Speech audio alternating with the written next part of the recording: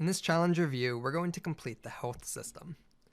To get started, let's open up our UI manager and our player script and begin creating the logic that we need to.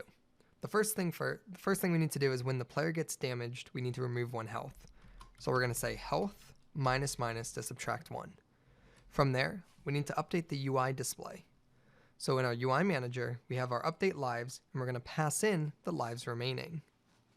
So on our player, we're going to update the UI display by typing UI manager.instance.update lives, and we're going to pass in lives remaining, which is our health variable.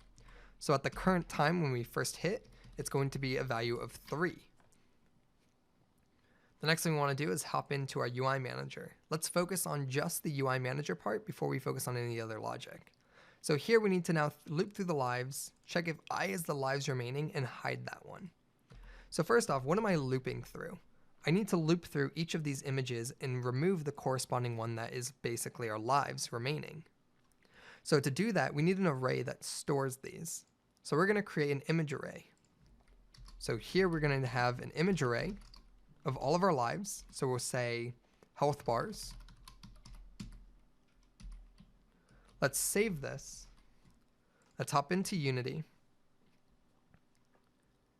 And if we select our canvas here, we can then drag those health bars into the inspector. So on our canvas under the UI manager, drop down health bars, set the size to 4, and we're going to simply drag the life units inside of it. So here we're going to select our HUD. We have our life units, and we're going to drag them 1, 2, 3, and 4 into it. So select the canvas, take unit 1, assign it to element 0, unit 2 to element 1, unit 3 to element 2, and unit 4 to element 3. Save this, head back into Unity, or back into Visual Studios, and now we can iterate through those health bars. So here, when we update our lives, we're going to use a for loop to iterate through them. So here we have for int I equals 0, while I is less than lives remaining. So if we pass in a 3, we're going to iterate 3 times, starting at 0, 0, 1, 2, and then the third time would be 3 or 4. So if it's a 3, it's going to iterate 0, 1, and 2, and it's going to remove that 1. So for int I equals 0, or I is less than lives remaining, we're going to increment I. And basically what we want to do here is we want to check for the max. So here we're going to say do nothing till we hit the max. So to calculate that, we say if I equals lives remaining, if I equals lives remaining, which is 3, then what do we want to do? We want to hide this one. So here we're going to say health bars. We're going to grab the current iteration that we're on, and we're going to say enabled is going to equal false. So say we get hit, we pass in a 3 here, and we're going to say for int I equals 0, while I is less than 3, then we're going to do nothing until I equals 3. So we'll save this. And when I equals 3, that's going to be 0, 1, 2, 3. It's the 4th element. It's going to hide it.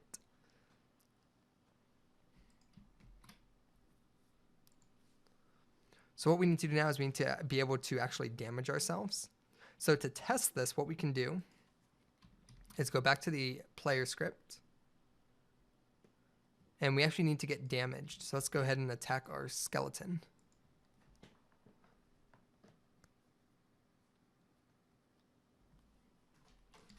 All right, let's head over here. Here's our skeleton. We'll attack. All right, and it called the damage function.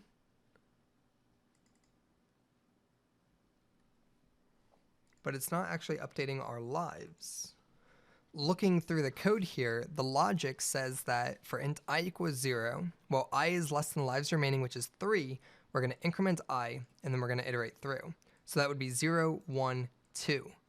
Now, based on what we wrote, it's never going to actually get to 3, which is this 4th index here. The reason for that is because we're checking for less than. We actually need to check for less than equal to lives remaining. So if we save this and head back into the attack, it should now remove it because it can then equal the lives remaining variable.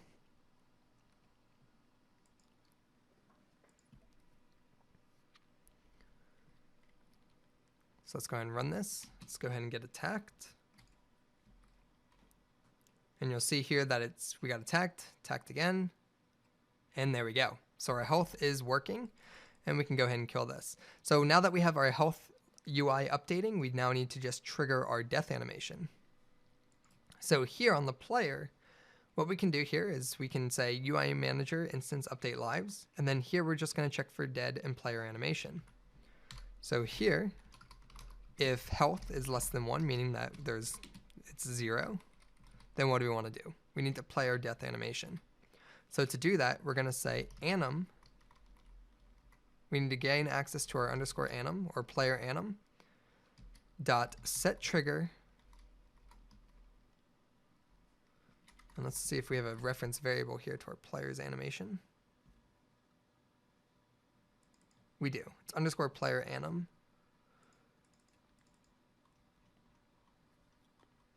Oh, right. So for our player, we separated out that logic. So inside of our player animation script, we're going to have a death animation. So public void death. And within here, we're going to say anim dot set trigger. And we're going to call the death animation. We'll make sure that's set up in a moment. From our player class, we then need to say, we now need to call that method.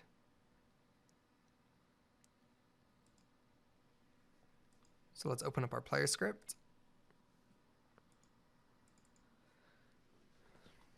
And here inside of our attack method, or damage, we're going to say if health is less than 1, then we're going to say player animation. We'll say player anim dot death. And that's going to trigger our death animation. Once we've done that, we need to select our player and open up the animator controller.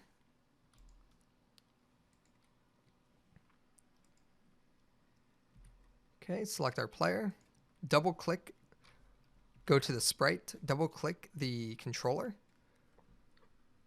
And from here, we don't have our death animation. What we do right here, we want to make sure that this is a trigger and it's set up properly. So here, when we trigger death, we'll transition to it. Let's save this and test it out. So we're going to attack the skeleton. We're going to let it kill us.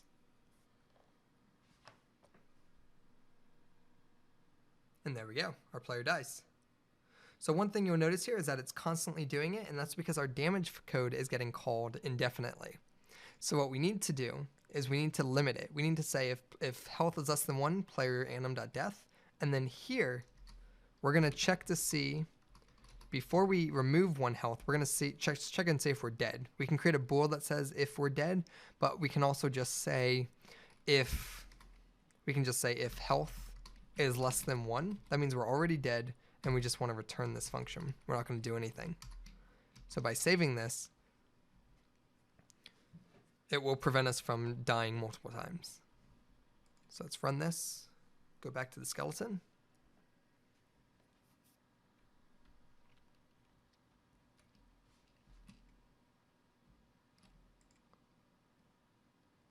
And there we go, we'll let it kill us.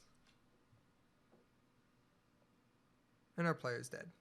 Now he's still constantly animating, and that's because that animation is now set to loop. So we did fix an initial problem, but all we have to do now is go to our player animations, select the death animation, and turn the loop time to false. Save this, head back into Unity again, and we should be good.